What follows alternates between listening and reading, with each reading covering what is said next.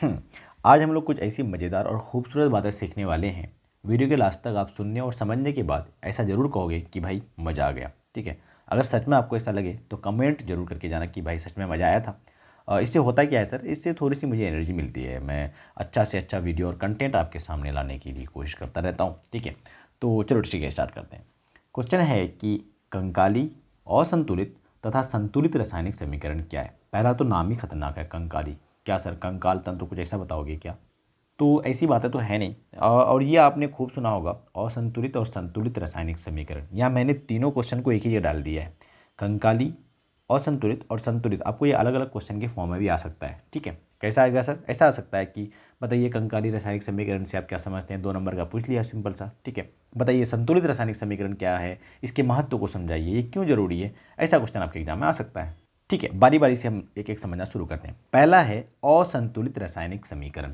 असंतुलित, असंतुलित, unbalanced chemical equation इसको इंग्लिश में कहते हैं।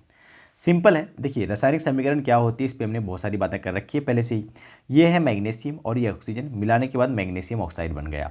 आप क्या करो, तीर के लेफ्ट हैंड साइड और तीर के राइट हैंड साइड, तीर के दाएं बाएं जितने सारे तत्व के परमाणु हैं, सभी तत्व के परमाणु को गिनो। अगर दोनों साइड बराबर नहीं है तो वो असंतुलित रासायनिक समीकरण है, और दोनों तरफ अगर बराबर है तो उसको बोलते हैं संतुलित रासायनिक समीकरण। एग्जाम्पल के लिए देखो, यहाँ पे मैग्नीशियम 1 है और यहाँ पे मैग्नीशियम 1 है। मैग्नीशियम दोनों तरफ संतुलित है, जबकि यहाँ पे ऑक्सीजन 2 दिख रहा है और यहाँ पे ऑक्सीजन 1 ही है। इसका मतलब ऑक्सीजन क्या है, असंतुलित है। तो इसका मतलब ये पूरा का पूरा जो रासायनिक समीकरण है वो असंतुलित रासायनिक समीकरण कहलाएगा, क्योंकि तीर के दोनों तरफ हमें नंबर ऑफ एटम जो चाहिए ऑफ ईच एलिमेंट, हर तत्व के जो नंबर ऑफ एटम चाहिए, परमाणु की संख्या जो चाहिए वो बराबर चाहिए। एग्जाम्पल के लिए यहाँ देखो, हाइड्रोजन यहाँ पे 2 है, यहाँ पे हाइड्रोजन 1 ही है, तो ये तो असंतुलित हो गया। क्लोरीन 2, यहाँ पे भी 1। ठीक है, तो ये हो गया असंतुलित रासायनिक समीकरण। यहीं पे अगर हम 2 अगर यहाँ लगा दें ना, 2 लगाने से होगा क्या कि यहाँ पे हाइड्रोजन 2 और यहाँ पे भी हाइड्रोजन कितना हो गया, अब 2। क्लोरीन यहाँ पे 2, यहाँ पे भी क्लोरीन कितना हो गया, 2। तो ये संतुलित हो जाता, पर यहाँ 2 लगाना पड़ता उसके लिए। ठीक है, एकदम बात। तो ये काफ़ी सिंपल हो गया। फिर हम लोग संतुलित रासायनिक समीकरण जो असंतुलित होता है उसको हम लोग संतुलित करने आगे सीखने वाले भी हैं, तो आप उसकी चिंता मत करो। ठीक है, तो ये असंतुलित संतुलित देख लेते हैं। बस मैंने बताया आपको, डेफिनेशन बता दिया है। डेफिनेशन आप पढ़ सकते हो पॉज करके, है ना, सिंपल है लिखा हुआ, कोई दिक्कत नहीं है। और उसी तरह संतुलित रासायनिक समीकरण का डेफिनेशन आप देख सकते हो। ठीक है, वे रासायनिक समीकरण जिनमें तीर के दोनों ओर प्रत्येक तत्व के परमाणु की संख्या बराबर हो, संतुलित रासायनिक समीकरण कहलाते हैं। ठीक है, नींद लगने लग गई लगता है। देखिए यहाँ पे मैग्नीशियम यहाँ पे 2 है, यहाँ पे भी 2 मैग्नीशियम, यहाँ पे ऑक्सीजन कितना है, 2, और यहाँ पे भी ऑक्सीजन कितना है, 2, क्योंकि ये 2 जो दिया हुआ है ना, ये मैग्नीशियम के आगे भी है और इस ऑक्सीजन के भी आगे है, तो इसलिए मैंने दिखाया है 2 गुना ऑक्सीजन 2 ऑक्सीजन। ठीक है भाई, यहाँ नाइट्रोजन 2 दिख रहा है, लेकिन हाइड्रोजन देखो 3 गुना 2, 6 हाइड्रोजन है। ऐसे गिनने के लिए हम लोग सीखेंगे अभी कुछ दिन बाद, मतलब 2-3 लेक्चर में ही आने वाला है। और यहाँ पे देखो 2 नाइट्रोजन और 6 हाइड्रोजन हो गया। तो ऐसे सारा का सारा आपको दोनों साइड, तीर के दोनों साइड अगर प्रत्येक तत्व के एलिमेंट जो है, प्रत्येक तत्व के जो परमाणु है वो अगर बराबर मिल जाए तो वो संतुलित रासायनिक समीकरण होता है। ठीक है, एकदम क्लियर हो गया। चलिए, एक हो गया कंकाली रासायनिक समीकरण। थोड़ा सा आप अभी 2 मिनट सब्र रखना, अभी बेहतरीन चीज़ आने वाली है। एक क्वेश्चन से मैं आपको सारा ही समझा दूंगा, फिर वीडियो के लास्ट में हम लोग एमसीक्यू भी करने वाले हैं। कंकाली रासायनिक समीकरण, वे असंतुलित रासायनिक समीकरण। देखो कंकाली रासायनिक समीकरण क्या होता है, पहली बात तो ये असंतुलित होता है, संतुलित नहीं होता है। पहली बात तो जो कंकाली रासायनिक समीकरण है वो असंतुलित है। दूसरी खूबसूरत बात यह है कि कंकाली रासायनिक समीकरण में ना अवस्था को भी लिखा नहीं जाता है। क्या मतलब सर? एग्जाम्पल लिए देखो, जैसे हाइड्रोजन मैंने लिखा है तो हाइड्रोजन गैसियस यानी गैस होता है, तो समीकरण में ना यहाँ पे लिखना पड़ता है गैस।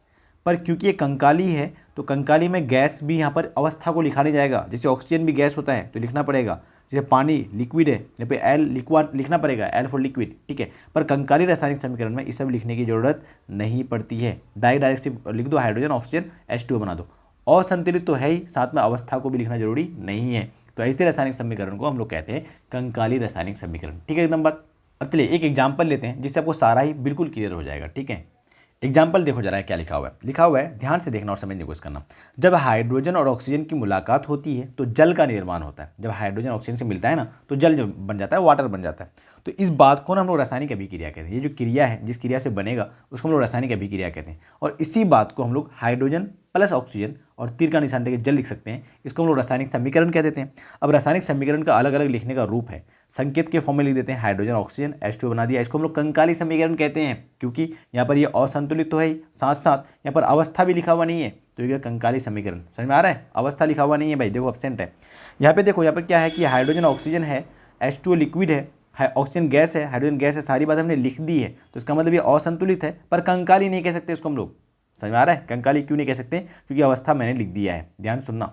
और यहाँ पे देखो, यहाँ पे क्या है ये कि हाइड्रोजन ऑक्सीजन सब कुछ लिखा हुआ भी, अवस्था भी लिखा हुआ है कि कौन सा गैस होता है, कौन सा लिक्विड होता है। उसके साथ साथ यहाँ पर ये संतुलित भी मैंने कर दिया है, यहाँ पे 2 हाइड्रोजन, यहाँ पे 2 हाइड्रोजन लगा के मैंने संतुलित भी कर दिया है। संतुलित वैसे हम लोग करने के लिए सीखने वाले हैं, डोंट वरी अबाउट दैट, ठीक है।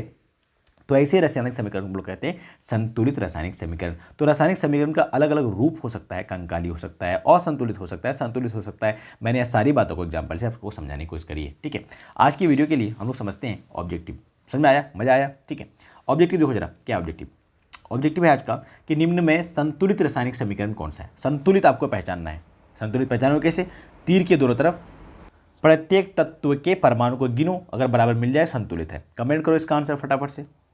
Right now you have to comment right now, जाइए और कमेंट कीजिए, ठीक है। अगला है कंकाली रासायनिक समीकरण कौन सा है। इसमें से कंकाली रासायनिक समीकरण आपको कौन सा दिखता है? तो question number first and second का आप आंसर कर दो कमेंट। अगर आपका आंसर गलत होगा तो I will let you know, और आंसर कौन सा सही मैं आपको ये भी बता दूंगा। Okay, bye bye, see you, take care.